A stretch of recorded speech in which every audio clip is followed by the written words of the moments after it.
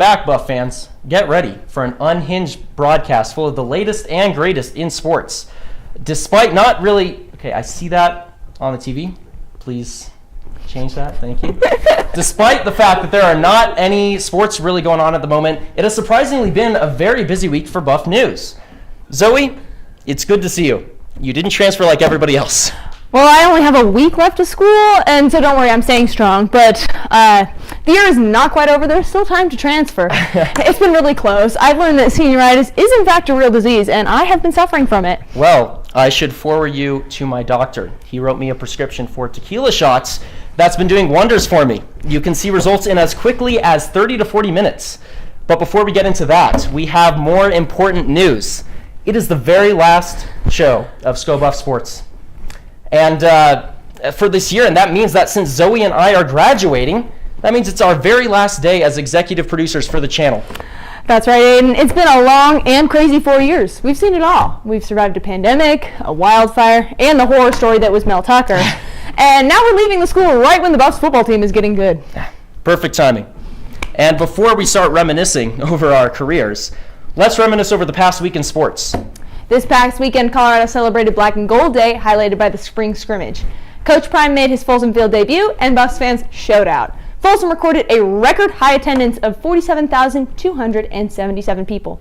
The glorified practice was also broadcast on ESPN. 551,000 people watched on TV. Wow, that's insane.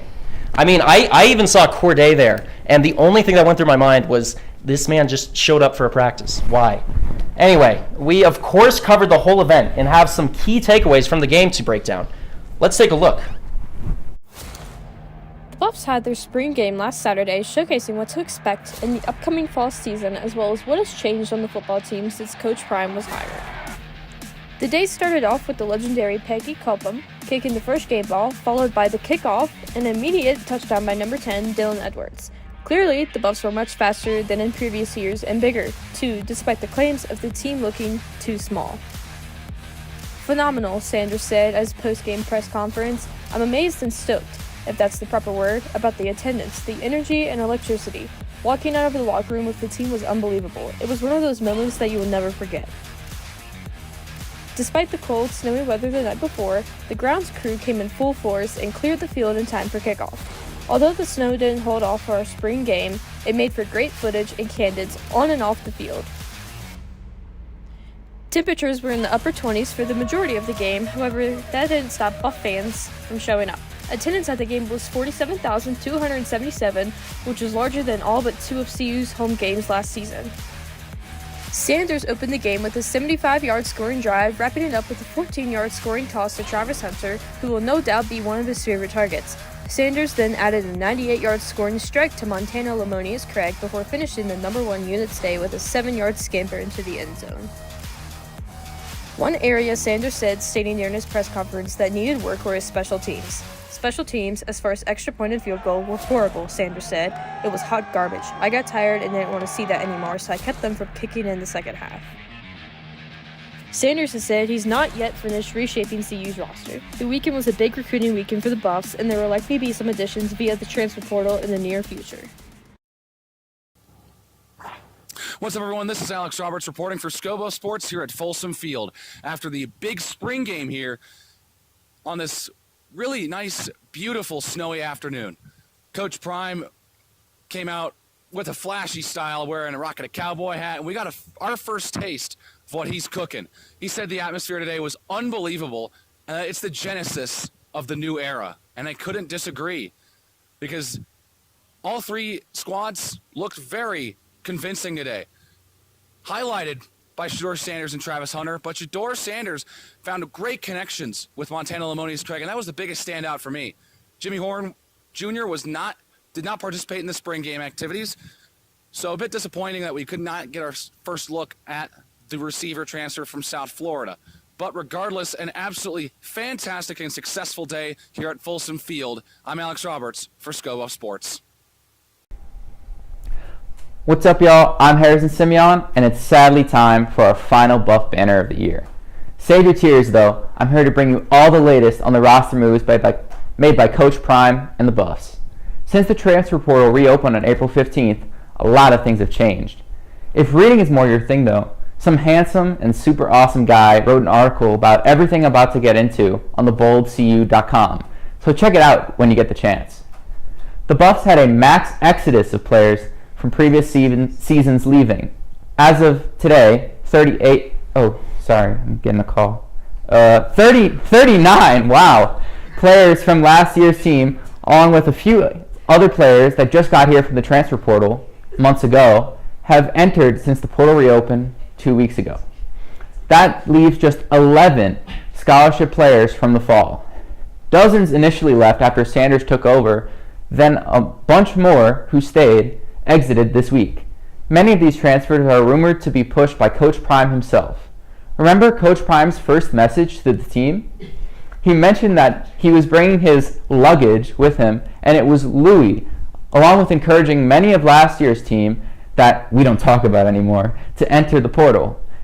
He told them to find new homes so that he could make room for his Louis luggage of transfers. Prime has even taken things a step further this month, as according to a report by The Athletic, the coaching staff has been bringing in individual players in for meetings and essentially just straight up cutting them, like it's the NFL or something. Since the spring game alone, 30 players that took part, including standout wide receiver Montana Lamonius Craig, have hopped in that portal. Prime has embraced this portal from the start of his time coaching at the college level. Waves of talent are headed elsewhere, but simultaneously, plenty of possibly even better players are on the horizon for the black and gold. Colorado has the #1 transfer class in the nation, which is continuing to grow by the day. Former Tennessee defensive tackle Amari McNeil and Florida State linebacker Brendan Gant are among the many latest commits to the Buffs for next season. They've already added 4 since the spring game. Coach Prime is trying to build a Frankenstein monster of a program, something unlike anything seen at any level of sports, maybe ever. It's truly a wild time to be a fan of Colorado football. A long offseason of doubters, transfer portal talk, and annoying Nebraska fans are ahead of us. Though as Dion will put it, we coming, but we transferring first. I'm Harrison Simeon, sending it back to 2 of my favorite people, Aidan and Zoe, at the desk.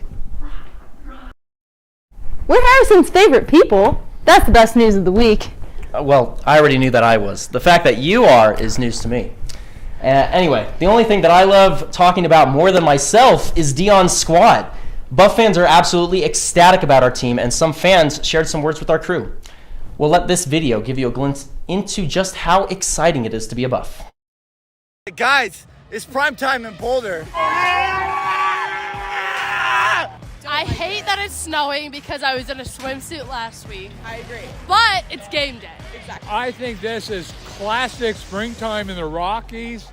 I love it. Colorado weather. It's nice and toasty. It is nice football weather, baby. Yeah! It's football season. Let's go! White, it's bright, it's beautiful. It's a little chilly, but okay. I am so excited seeing, I don't know who's going to win. We love the Buffs. Love them. Everything about them. Everything. We're both obsessed with Dion. Yeah, we're excited to see this. Love Coach Prime. He's the best thing for football here in Colorado since the 90s. So we're very excited as diehard Buffs fans. What do you think of Coach Prime? He's awesome! Sanders! Let's see Shador Sanders sneak it, baby! Yeah! But it's cool to see Boulder coming together because Sko Buffs! Woo! Sko Buffs! Sko Buffs! Sko Buffs!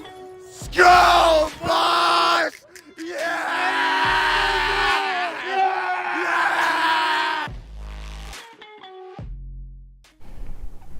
Things are certainly looking brighter here for the future of our football team. The last 4 years for us have been, Yeah. Which brings us to today's trivia question. Since 2019, when we were freshmen here at CU, how many wins have the Buffaloes tallied while we were students? We'll have that answer for you later in the show.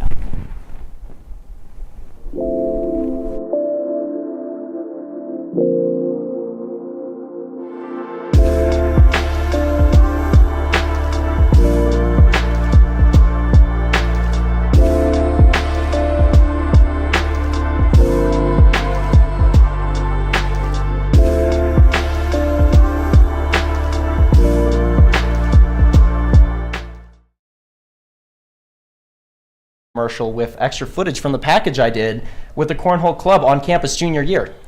You know, I heard that the second you leave, they're getting rid of that commercial. Don't even joke about that.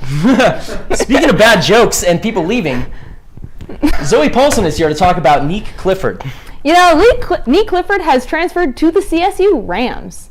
If that sounds like the beginning of a nightmare I had last night, that's because it was. Neek was the starting small forward for the Colorado Buffaloes, averaging 6 points and 4 rebounds per game last season. I personally witnessed him come into his own a few seasons back when he shot 40% from three-point range and averaged 7 points per game. I'm crushed to see him leave the black and gold for our rivals. And we hope that Neek will continue to shine over the next few years, but we hope that his team does not. Don't know what hurts more, seeing him leave or watching him go. In other news, in other basketball news, Forever Buff Derek White and the Boston Celtics took care of business in the first round of the NBA playoffs last night, defeating the Atlanta Hawks in 6 games. In the series win, the CU alum averaged 17 points, 4 rebounds, 3 assists, and a block per game. White has also been one of the hottest shooters from deep this postseason, shooting the 3 ball at a scorching 45% clip on nearly 6 attempts a game. In arguably the best season of White's career, the Colorado kid has continued to shine in big spots for the title favorite Celtics. With Boston going on to face the Philadelphia 76ers in the second round, we wish D. White the best of luck in his fight for the Larry O'Brien Trophy. The women's D1 lacrosse team is hosting their regular season finale today. They'll take on the Oregon Ducks after splitting their weekend set last Friday and Sunday in the Bay Area. Stanford is just the second different conference opponent the Buffs have lost to this season, after dropping 2 separate contests to USC earlier this year. The Buffs responded, though, taking care of business against the Golden Bears and improving their record to 8-7 overall coming into today. Let's hope they can end their season on a high note before the Pac-12 tournament next week, and the national tournament is on the horizon. The 63rd annual Pac-12 Golf Championships are set to tee off this weekend at Stanford. Despite having one of the youngest teams in school history, the Buffs look poised and confident in their ability to perform. Led by California natives Dylan McDermott and Justin Bewer, Colorado hopes their first 36 holes this afternoon will go smoothly. The tournament keeps on tomorrow. Colorado hammer throw sensation Matt Ward took home Pac-12 Field Athlete of the Week honors. The conference announced that on Tuesday. Ward broke his own record in a meet last Friday against the Colorado School of Mines before breaking the record yet again on Sunday in the Fu McGraw Power Meet in Fort Collins. The rest of the meet, the track and field team fared well in both meets, with women's hammer thrower Amanda Opp picking up 1 win in each. Tomorrow, some Buffs head to Tucson for the Desert Heat Classic, while the rest venture back to enemy territory in Fort Collins for the Doug Max Invitational. The women's tennis team heads to California this past week, looking to make some noise in the Pac-12 tournament. And make noise they did. On Wednesday, the Buffs made history, winning the program's first Pac-12 tournament match in a 4-3 win over the 7th seed Oregon Ducks. Unfortunately, the black and gold's magic ended soon after, losing 4-0 in the quarterfinal matchup against the 2-seeded California Golden Bears. With the postseason still underway, the Buffs will have some time to prepare before the NCAA championships in mid-May.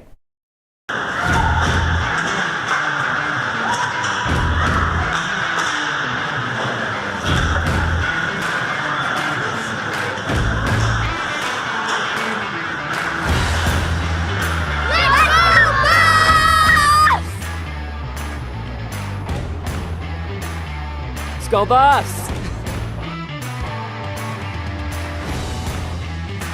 Sko Buffs! Thank you.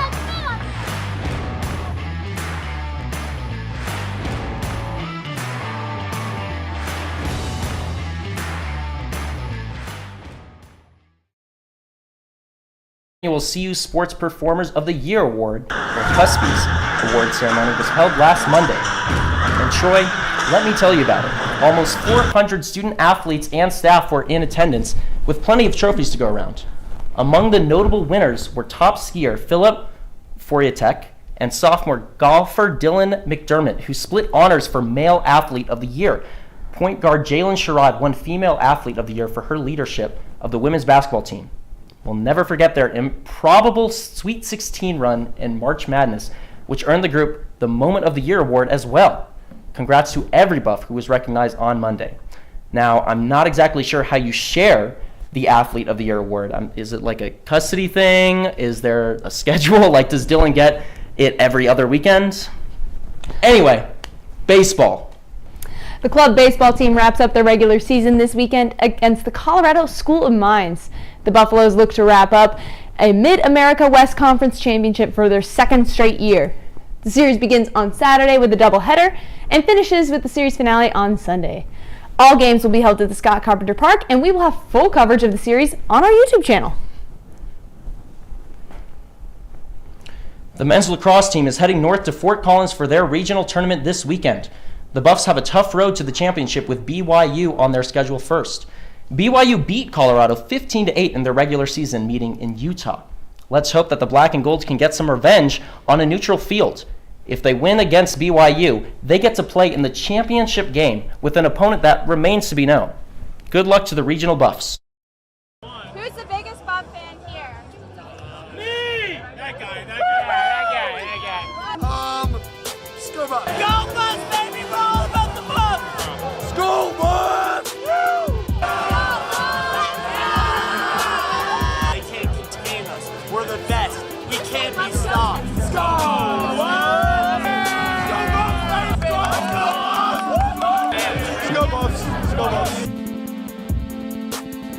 Hey, I'm your host, Jimmie Searfoss, and the school year is winding down, but the athletics aren't quite done yet. We still have a few programs competing as the year winds down. Starting us off is our women's lacrosse team.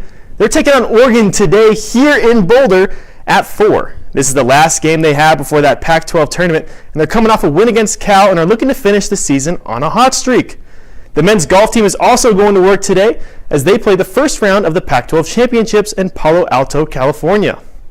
The club baseball team is having their last home games of the season this weekend, starting on Saturday when they have a doubleheader against the School of Mines.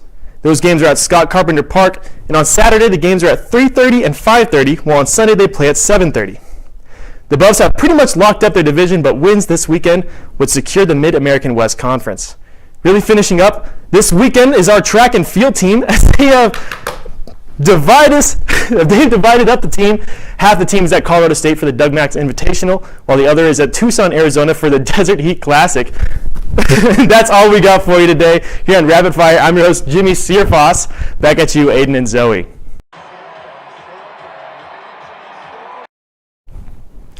Thank you, Jimmie. And now, it's time for the answer to our trivia question. We asked you, in the last 4 years, how many wins has the football team put together? Drum roll, please. 14. A regular Alabama season. More than half of the games from the Buffs last fall season didn't even breach 14 points. Not the best results, but we had a good time going and supporting our team over our time here in Boulder. Moving on to our tweet of the week. Our tweet of the week comes from our very own account. Sko Buffs Sports reporter Madelyn Bushley caught this video of Buffs longtime superfan Peggy as the honorary captain at the spring game this past week. Peggy shocked the stadium as she performed the opening kickoff while holding onto Deion's hand. This was the most heartwarming moment of the spring game, and hopefully we can see more of this in the upcoming fall season. I was definitely tearing up. But now, speaking of tears, now for a special send-off that our seniors put together.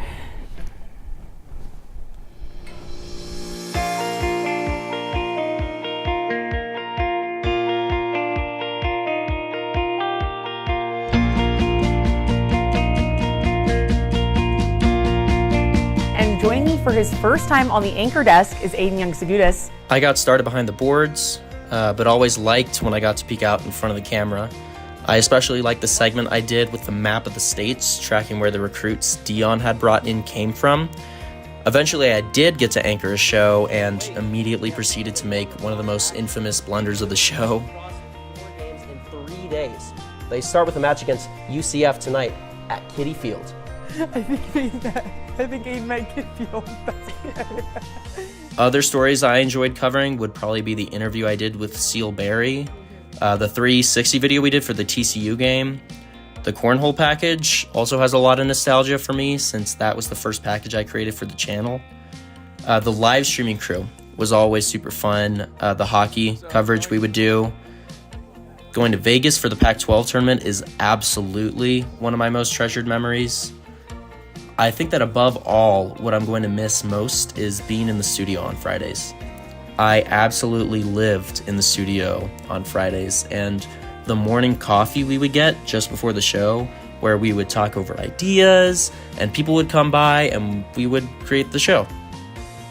But honestly, SBS has gotten to a place that I never even imagined it to be, and that is due to the wonderful team we've acquired over this past year. I'm so excited to see where you all will take the club next year, and I am incredibly remorseful that I won't be there to experience it with you. Hello everyone. I hope you are all doing amazing today. What's up, Buffs fans? This is Zoe Paulson, and just reflecting on my last 4 years as a Sko Buffs reporter, I've learned so much about gaining confidence in front of a camera and what to do when you're covering games and that sort of thing, but also I've met so many amazing people in the sports industry and people who are part of the club, people who I know will always have my back and that I'm going to miss so much when we graduate. And I'm so thankful for my time as part of this club because it has taught me so much and I've learned to love what I do. Hey, what's up, Buff fans? I'm Megan MacPherson with Sko Buffs Sports. I joined Sko Buffs Sports at the start of my junior year, and that's when I transferred here to CU. Aside from anchoring and reporting for our live shows and our social media accounts, which I of course loved, I had the chance to go and cover the CU women's basketball team this past season with my two really close friends in Sko Buffs Sports, Troy and Melina, and that was, without a doubt, one of the highlights of my college career as a whole. The biggest thing that I'm gonna miss though is the people. I've met so many amazing friends through this club and friends that I don't think I would have met otherwise, even if we're in the same major. We just all have come together again and bonded over CU sports and our love for this university. I won't be pursuing sports journalism after college. I'm going to be working in television news, but it's just been so much fun, and I will look back on this time with such fond memories of everything that I did and everything that we accomplished together. Hello, I'm Troy Finnegan, and welcome to another episode of Buff Sports Live. I just want to say how thankful I am for the last 4 years at SBS. I got to cover so many amazing games, so many amazing teams, got to work with so many amazing people. Getting to cover women's basketball, especially over their rise over the last couple of years, was just awesome, and definitely is one of the highlights of my college experience for sure. So thankful that I got to do that. So yeah, love this club, love you guys.